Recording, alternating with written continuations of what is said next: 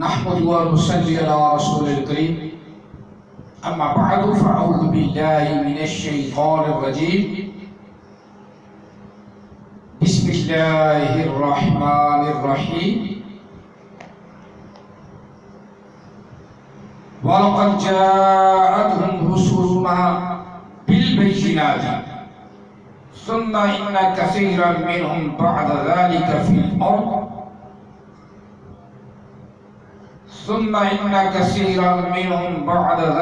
فِي الْأَرْضِ لَمُسْرِفُونَ آمنت بالله صدق الله العظيم ما كان محمد أبا أحد من رجالكم ولكن رسول الله وخاتم النبيين وكان الله بكل شيء عليما آمنت بالله صدق الله العظيم قال رسول الله صلى الله عليه وسلم أنا خاتم النبيين لا نبي بعدي وصدق رسوله النبي الكريم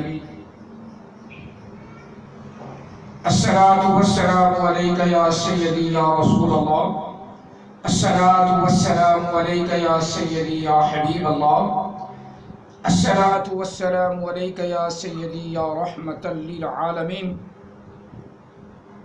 الصلاة والسلام عليك يا سيدي يا خاتم النبيين وعلى آلك وأصحابك يا سيدي يا محمد رسول الله صلى الله عليه وسلم قرآن مجید فرقان حمید سورہ مائدہ سے ایک آیا مقدسہ تلاوت کرنے کا شرف حاصل کیا ہے۔ دعا ہے اللہ تعالی ہم سب کو قرآن پاک کی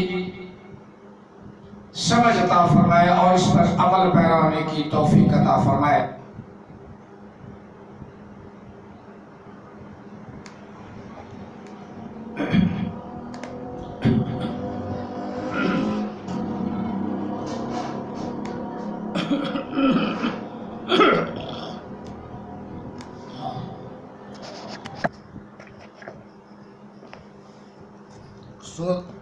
سورہ مائدہ شریف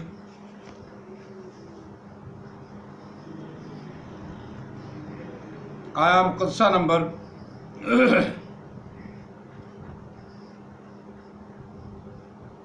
32 سے 32۔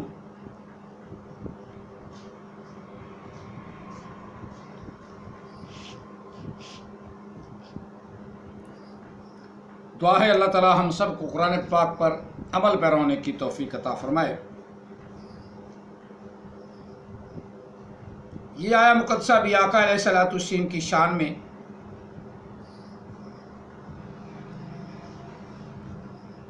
بہترین ثبوت کے طور پہ پیش کی جاتی ہے، لیکن سمجھ ان کو آتی ہے جو ایمان والے ہیں، سمجھ ان کو آتی ہے جو ایمان والے ہیں۔ جو بے ایمان ہیں ان کے لیے یہ سمجھنا بہت مشکل ہے، اور ان کو تو بالکل سمجھ نہیں آتی، نہ ہی سمجھنے کا وہ کوئی خیال یا دل میں کوشش کریں، یہ ایسے بھی نہیں ہو سکتا، کیونکہ جن کے دلوں پہ اللہ نے مہر کر دی ہے نا، مہر لگا دی ہے، وہ ہمیشہ قرآن پاک کے اندر بھی نکتہ چینی، قرآن پاک کے اندر بھی کوئی نہ کوئی اپنا علیحدہ تفسیر جو کسی نے پہلے کی نہ ہو۔ اب یہ تریاق القلوب والا اپنی باتوں کی تصدیق کن سے کروا رہا ہے؟ تھوڑا سا میں نے کل اس کا پانڈا پھوڑا تھا اور کچھ آج پھوڑ دیتے ہیں یہ تصدیق کن لوگوں سے کرواتا ہے؟ یہ بات سمجھنے والی ہے۔ پہلا بندہ جو اس نے چنا،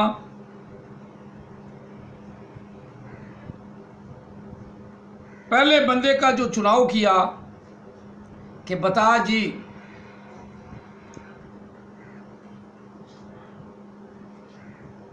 نبی علیہ السلام کے بعد بھی کوئی رسول ہو سکتا ہے کہ نہیں،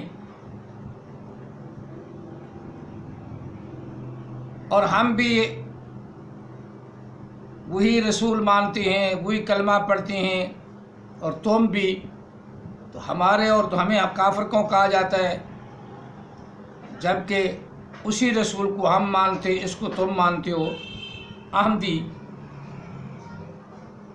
اب پہلی تصدیق جو کروا رہا ہے، پہلی تصدیق، بات تو میں یہ کرنے والا ہوں کہ پہلی تصدیق کروا رہا ہے کس سے، وہ تھوڑا سا سنیں۔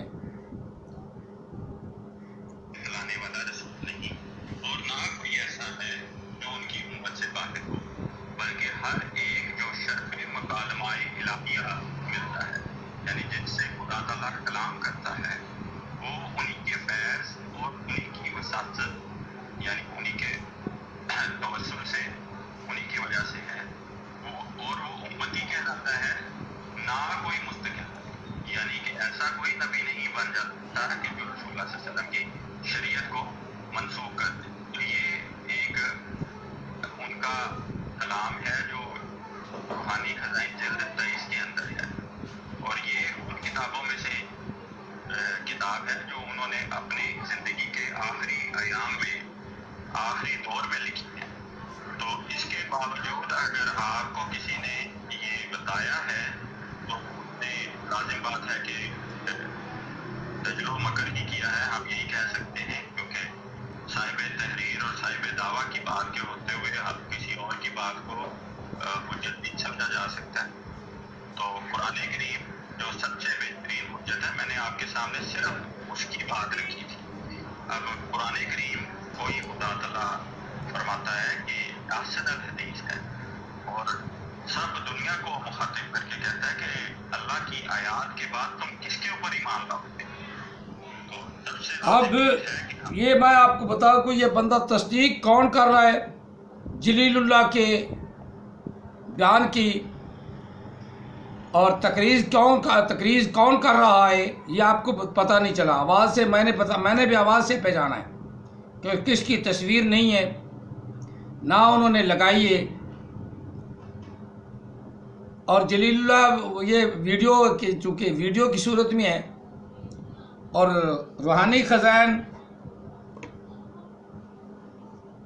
اس کتاب کو کہا ہے کہ یہ مرزا نے آخری ایام عمر کے میں لکھی، اور جو ہم جب یہ پیش کرتے ہیں تو وہ ماننے کے لیے تیار نہیں ہوتے۔ روحانی خزائن سے ہم بھی، ہمارے شاہ صاحب اسی سے حوالے دیتے ہیں، اسی کتاب سے یا تذکرہ سے دیتے ہیں، یا اسی طرح وہ مولوی صاحب ان کے ہیں ان کی کتابوں سے حوالہ دیتے ہیں، یہ کہتے ہیں کہ ہم ان کو مانتے ہی نہیں۔ روحانی خزائن کا جب ہم ان کو حوالہ دیں تو وہ اس کو بھی نہیں مانتے۔ اب یہ بندہ وہ ہے جو ختم نبوت کا دجل چاک کرنے کے لیے ما کان محمد ابا احد من رجالکم ولکن رسول اللہ وخاتم النبیین وکان اللہ بکل شیء علیما، اس کی تفسیر کر رہا تھا، اس کی توضیح کر رہا تھا، اس کی تشریح کر رہا تھا، اور قسط نمبر 7 پہ جب پہنچا تو حضرت آدم علیہ السلام کا قصہ چھیڑ بیٹھا اور قرآن پاک پڑھنے لگا، قُلْ نَهْبِطُوا بَعْضَكُمْ۔ یہ قاری صاحب جو جلیل اللہ کی تصدیق کر رہا ہے، پہلا قاری صاحب قرآن پاک پڑھنا نہ آیا، قُلْ نَهْبِطُوا بَعْضَكُمْ لِبَعْضٍ، آگے پھر پڑھا فتلقى آدم ہے فتلقى آدم، نہ تو اسے یہ پتا ہے بھی بڑے کاف کو کیسے پڑھنا ہے، بڑا کاف نقطوں والا کیسے پڑھنا ہے، چھوٹا کاف کتاب والا کیسے پڑھنا ہے، اور پھر اوپر سے زبر زیر بھی نہیں پتا، زبر زیر بھی نہیں پتا۔ بعض دفعہ میں جوش میں آ کے نا کوئی تھوڑا سا جملہ چھوڑ جاتا ہوں، اور اس کو بھی ایک طریقے وہ غلطی ہے، حالانکہ ہونا نہیں چاہیے، جلدی میں ہوتا ہے، لیکن تلفظ درمیان میں کوئی خراب نہیں ہوتا، نہ زبر زیر نہ پیش۔ جس طرح اللہم مالک الملک تؤتی الملک من تشاء وتنزع الملک ممن تشاء وتعز من تشاء وتذل من تشاء بیدک الخیر، تو وتذل من تشاء ہے تو بتانا کہ یہ مجھ سے رہ گیا، وتذل من تشاء یہ رہ گیا، میں نے پڑھا بیدک الخیر۔ اس کو کہتی ہیں غلطی، وہ غلطی جو دانستہ نہیں، کوئی لفظ کی غلطی نہیں، لیکن درمیان میں الفاظ کا چھوڑ دینا ہے، یہ بھی غلطی ہے، لیکن وہ غلطی نہیں کہ لفظوں کو بدل دیا اور تلفظ زبر زیر کو بدل دیا، جس سے قرآن مجید کا مفہوم اور معنی اور ترجمہ بھی بدل گیا، جس سے عام حدیثہ کو بڑی تکلیف ہوتی ترجمے سے۔ یہ قرآن پاک دوسرا تیار ہو گیا نا، تو ہوتا ہے تو ہونے دے، دوسرا بھی ہوگا، تیسرا بھی ہوگا، چوتھا بھی ہوگا، ساری زبانوں میں قرآن پاک ٹرانسلیشن ہوگا۔ عربی کی سمجھ نہیں کسی کو تو وہ ٹرانسلیشن سے فائدہ لے گا نا، جس طرح عام حدیثہ کو بھی عربی پڑھنی نہیں آتی۔ اذکرو آسان سا لفظ ہے، اذکرو ہو گیا نا، واو کو ہٹا دینا، آکے اذکرو ہو گیا نا، یہ ہے ان کی علمیت۔ اور جلیل اللہ جس سے تصدیق کر رہا ہے وہ وہی ہے جس کو یہ پڑھنا نہیں آتا، قُلْ اهْبِطُوا بَعْضُكُمْ، دواد ہم پڑھتے، دواد ہیں یہ، دواد وہ پڑھتے ہیں، اس لیے میں نے لفظ بولا ہے بَعْضُكُمْ، لیکن بَعْضَكُمْ آپ اسے یہ نہیں پتا، گدھے کے بچے کو یہ نہیں پتا کہ قرآن پاک کا مفہوم کتنا بدل گیا ہے، مفہوم کتنا، یہ زیادہ سننے والے برا بھی نہیں منانا، کیونکہ یہ الفاظ ان کے قادیانی کے ہیں، خاص طور پہ جھوٹا نبی، نطفہ حرام، ذُوَالطُّولِ بَعْدَ ذَلِکَ، یہ قرآن پاک کی بھی گالی ہے، ذُوَالطُّولِ بَعْدَ ذَلِکَ زنیم، احمد عیسیٰ مرزا ہی پیٹا ہوا ہے، یہ اسی کے لفظ ہیں، گدھے کے بچے، گدھے کے بچے، یہ اس کے الفاظ ہیں، اور ہم ان کے الفاظ انہی کے منہ پہ مار دیتے ہیں۔ اور قرآن پاک نے جو کہا ہے اس سے بہتر ہے ان کو حرام زادہ کہہ دو، عُتُلٍ بَعْدَ ذَلِکَ زنیم، یہ ہیں ہی حرام زادے، قرآن پاک پڑھنا نہیں آتا، اور بڑے مفسر بن کے مولویوں کو للکار رہے ہیں، مولویوں کو، یہ جلیل اللہ دیکھ لو جن سے تصدیق کر رہا ہے، ان سب کا میں نے قرآن پاک بڑی غور سے سنا ہے، سب کا غلط ہے، کسی ایک کا بھی صحیح نہیں۔ تو یہ کہ تو بارہ درمیان میں آ گیا، ہم چونکہ آیا مقدسہ پڑھ رہے ہیں، اسی کی تشریح اور توضیح کریں گے۔ یہ آیا مقدسہ، اس میں قتل کا بھی ذکر ہے، ایک دوسرے کے ساتھ لڑنے کا بھی ذکر ہے، اور منع کرا، اللہ تعالیٰ کے رسول نے منع بھی فرمایا۔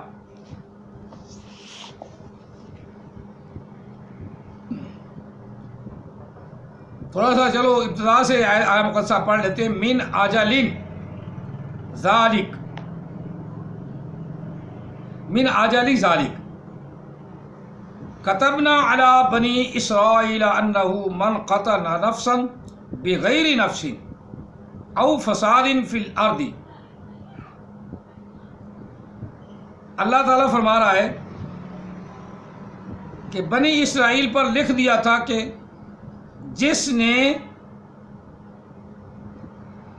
کوئی یا کسی جان کو قتل کیا بغیر نفس، بغیر کسی بات کے، بغیر کسی بات کے، یا بغیر حق کے بھی کہہ سکتی ہے، لیکن لفظ نے اللہ نے فرمایا بغیر نفس،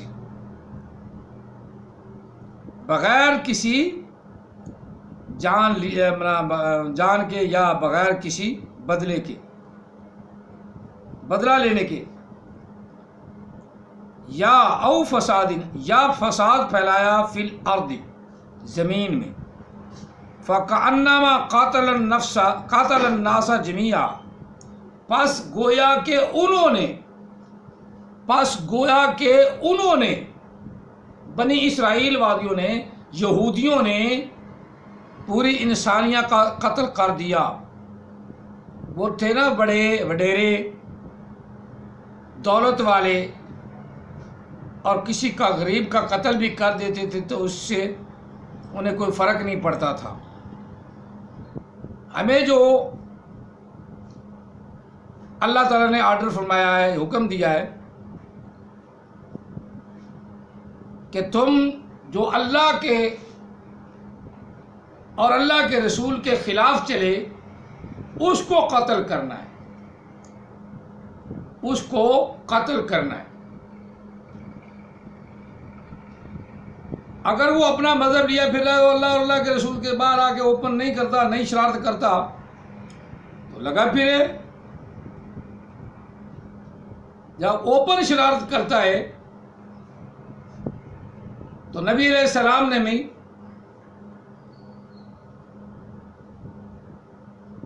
کعب بن اشرف یہودی کو قتل کرنے کا حکم دیا۔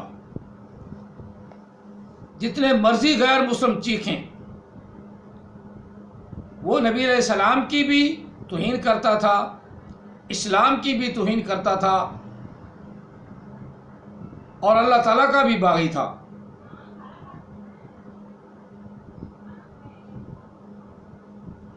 حالانکہ اس نے کوئی نبی علیہ السلام کا رشتہ دار نہیں مارا ہوا تھا۔ کس لیے قتل کرنے کا حکم دیا آقا علیہ السلام نے؟ کہ اسلام کی توہین کرتا ہے، رسول اللہ کی توہین کرتا ہے۔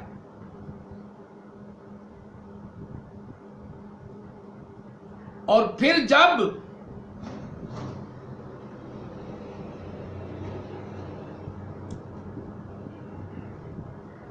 محمد بن مسلمہ رضی اللہ تعالیٰ عنہ اور آپ کے ساتھ جتنے بھی رفقا 3-4 تھے،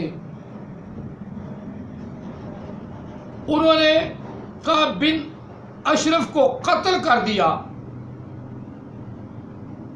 اور اس کا سر قلم کر کے نبی علیہ السلام کی بارگاہ میں لا کے پھینک دیا کہ یہ پڑا ہے جو آپ کا گستاخ ہے، یہ پڑا ہے۔ تو نبی علیہ السلام نے فرمایا کہ تم کامیاب چہروں والے ہو، کامیاب چہرے ہیں تمہارے، تم روشن چہرے والوں ہو، تم نے اللہ اور اللہ کے رسول کے لیے یہ کام کیا ہے، اور جو اللہ اور اللہ کے رسول کو نہ مانے، علیحدہ نبی بن بیٹھے، اس کو قتل کرنا جائز ہے۔ حکومت نہیں کرتی تو عوام پر فرض ہے، عوام پر فرض ہے، باقی جو ہوتا رہے گا وہ ہوتا رہے گا۔ جس طرح خالد نے وسیم کو ٹپا دیا، حکومت کا کام ہے، پہلا فرض حکومت کا ہے کہ وہ ہاتھ ڈالے، ثبوت ملے، جب ثبوت ملے تو پار کر دو۔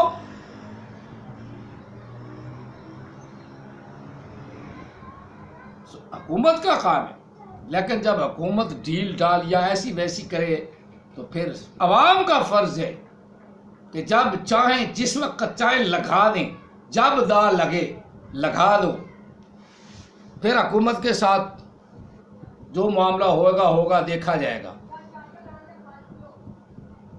یہ اتنی ہمیں سیکولر حکومت یا دوسرے معنوں میں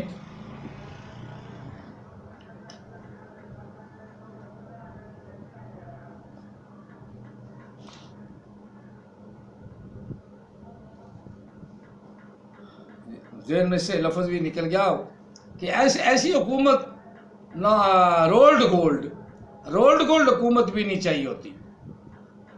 ہمیں تو ایمان والے حاکم چاہیے جو ایمان رکھتی ہوں اور محبت رسول اور محبت قرآن اور محبت خدا رکھتی ہوں، محبت اللہ کی محبت رکھتی ہوں. اس کے بغیر تو چارہ نہیں. اور یہ آیا مقدسہ آج یہ جھوٹے نبی بھی جس طرح وہ عبد القادر پیش کر رہا تھا، تو اس میں تو یہودیوں کی بات ہے. یہودیوں کا یہ حکم اگر بغیر کسی بات کے تم قتل کر دیتے ہو، عمارت کی وجہ سے نہیں قتل کر سکتے، اپنی شان و شوکت کی وجہ سے قتل نہیں کر سکتے. جب اللہ اور اللہ کے رسول کا معاملہ آ جائے تو قتل کر دو. جب نبی جھوٹا اٹھ جائے تو اس کو مت چھوڑو.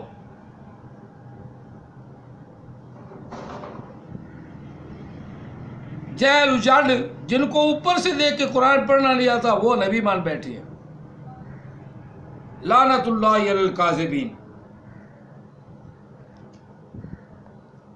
کانما قاتل الناس جمیعا، گویا کہ او یہودیو تم نے پوری انسانیت کو قتل کر دیا. ومن احیاها فکانما احیا الناس جمیعا، جس نے اپنی شان و شوکت کو، یہودیو او بنی اسرائیل والو، شان و شوکت کو نہ دیکھا اور کسی کو معاف کر دیا، اسے چھوڑ دیا، کانما احیا الناس، گویا کہ اس نے انسانیت پر احسان کیا. فاحیا الناس، اگلی آیت کو پڑھتا نہیں، اتنا پڑھ لیتے حصہ جتنا اپنے فائدے کے لیے ہو. اگلا بھی تو پڑھو کہ کسی غریب آدمی سے کوئی غلط ملط کام ہو جاتا ہے اور بیچارہ وہ منتیں کرتا ہے کہ چھوڑ دو، تو بڑوں کو، جو بڑے ہیں حاکم ہیں یا بڑے ذمہ دار ہیں، ان کے ملازم ہیں، ان کے بارے میں فرمایا کہ ان کو چھوڑ دو. فاحیا الناس جمیعا، گویا کہ تم نے سب انسانیت پر غریب آدمی چھوڑ کر غریب آدمی کو معاف کر کے پوری انسانیت پر احسان کر دیا. فکانما احیا الناس جمیعا، گویا کہ اس نے زندہ کر دیا تمام انسانیت کو، زندہ کر دیا انسانوں کو، تمام لوگوں کو. اگلا جو حصہ ہے وہ رسولوں کا ہے. اب یہاں مرزائیوں کو خاص طور پہ میں مخاطب کر کے کہہ رہا ہوں.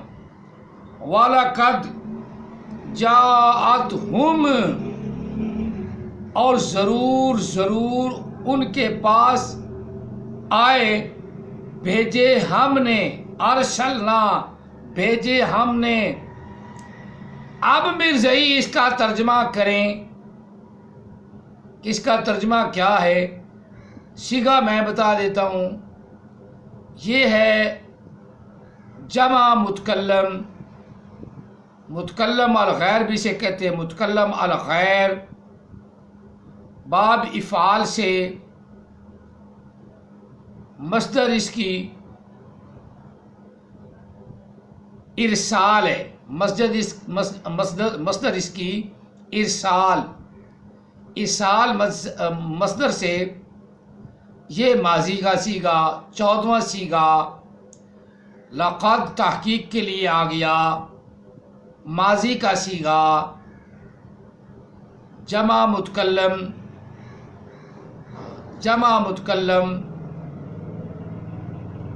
فعل ماضی معروف، 14واں صیغہ مصدر ارسال، باب افعال مصدر ارسال. اب مصدر ارسال ہے، اب اس سے جب ماضی بنائیں تو ماضی بن جائے گا ارسالہ. اور ایک گرامر بھی بولنے والا آیا تھا، اس نے اپنی ویڈیو میں گرامر والے کو بلایا، یہ مضارع کا صیغہ ہے. تو اب یہ ماضی کا صیغہ ہے جس میں اللہ تعالیٰ فرما رہا ہے ضرور ضرور ضرور ضرور. دو تاکیدیں. آمدیسہ یہاں بھونکتا ہے. آنکھیں کھول لو، کان کی کھڑکیاں کھول لو، دیکھ لو. تمہیں اللہ نے کان دیے، تمہیں آنکھ دیے، ناک دیے، سمجھنے کی قوت دی ہے، سب کچھ دیا ہے، لیکن عقل نہیں دی. عقل نہیں دی. یہ تو دیا ہے والا قد سے سب کچھ کھل گیا، سب کچھ کھل گیا، لیکن پھر عقل نہیں دی احمد عیسیٰ کو بھی کہ آگے سیگا کون سا بنتا ہے. اور نہ ہی مرزائیوں کو، نہ ہی مربیوں کو پتہ ہے کہ آگے سیگا کون سا بنتا ہے. ماضی کا 14واں سیگا، آخری سیگا، جس کا معنی ترجمہ، جس کا ترجمہ یہ بنتا ہے کہ ضرور ضرور بھیجے ہم نے. بھیجیں گے نہیں، جو اس کا معنی گے کرے گا وہ بتاتا ہوں. بھیجے ہم نے، بھیجے ہم نے رسول بالبینات، روشن دلائل کے ساتھ. ثم ان کثیرا منہم، پھر بے شک ان میں سے بہت زیادہ،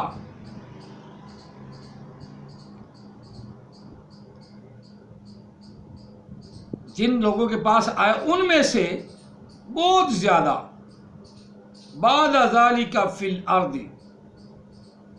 ان کے بعد یعنی رسولوں کے آنے کے بعد، رسول جب آگے ان کے آنے کے بعد، لمسرفون، ضرور وہ زیادتی کرنے والے تھے.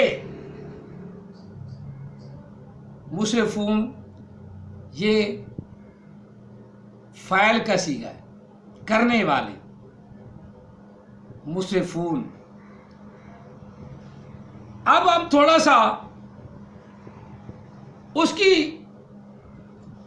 مرمت کر لیں. ایک اور اس کا تصدیق کرنے والا ہے، وہ سورت آل عمران سے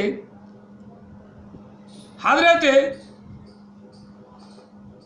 عیسیٰ علیہ السلام علی نبی جینا، اس کے بارے میں بھی، ان کے بارے میں بات کر رہا تھا.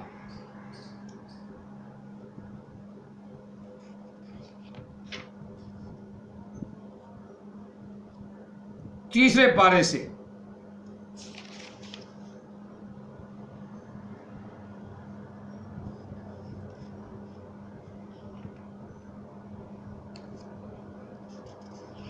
وہ بات یہ تھی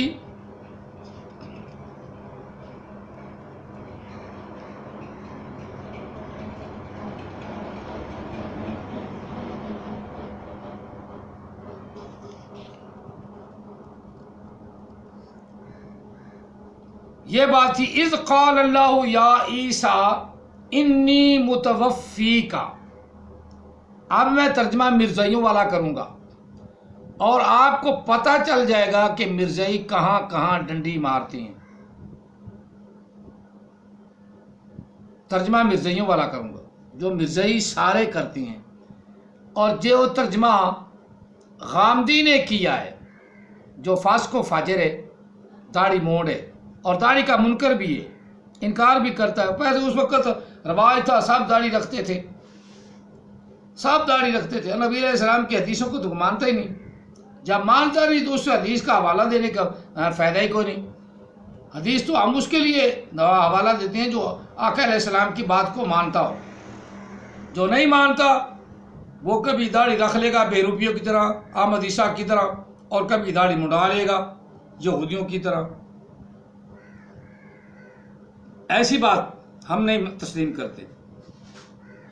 اب یہ بات وہ کر رہا تھا کہ عیسیٰ علیہ السلام کو ہم ماریں گے، ترجمہ یہ کر رہا تھا. ماریں گے.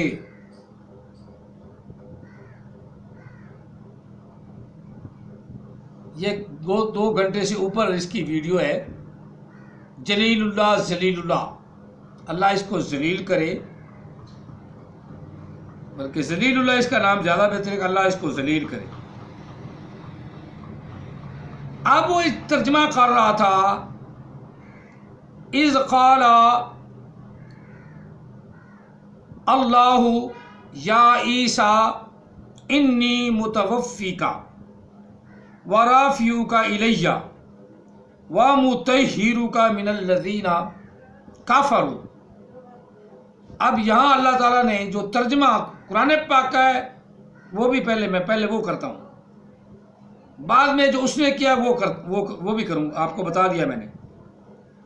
جب کہا اللہ تعالیٰ نے، جب فرمایا اللہ تعالیٰ نے، کیونکہ قرآن پاک آسان الحدیث ہے، اور یہ بھی ہے وَمَنْ أَصْدَقُ مِنَ اللَّهِ حَدِيثًا، اور اللہ تعالیٰ کی بات سے بڑھ کر کسی کی بات سچی بھی نہیں. آسان الحدیث بھی ہے اور اللہ سے بڑھ کر کسی کی بات سچی بھی نہیں. یہ بھی سورت میدہ میں ہے، میرا غالب خیال ہے آخر میں، نہ سورت انعام میں یا میدہ میں، کہ کسی کی بات اللہ سے بڑھ کر سچی بھی نہیں. وَمَنْ أَحْسَنُ مِنَ اللَّهِ حَدِيثًا، اور اللہ سے بڑھ کر کسی کی بات خوبصورت بھی نہیں. جی ہاں، اللہ سے بڑھ کر بات کسی کی خوبصورت بھی نہیں. اور جو اللہ کی بات کو بدلے وہ کون ہے؟ جو اللہ نے بیان کیا ہے اس کو پوری طرح بیان نہ کرے وہ کون ہے؟ وہ سارے مرزائی ہیں، سارے مرزائی ہیں.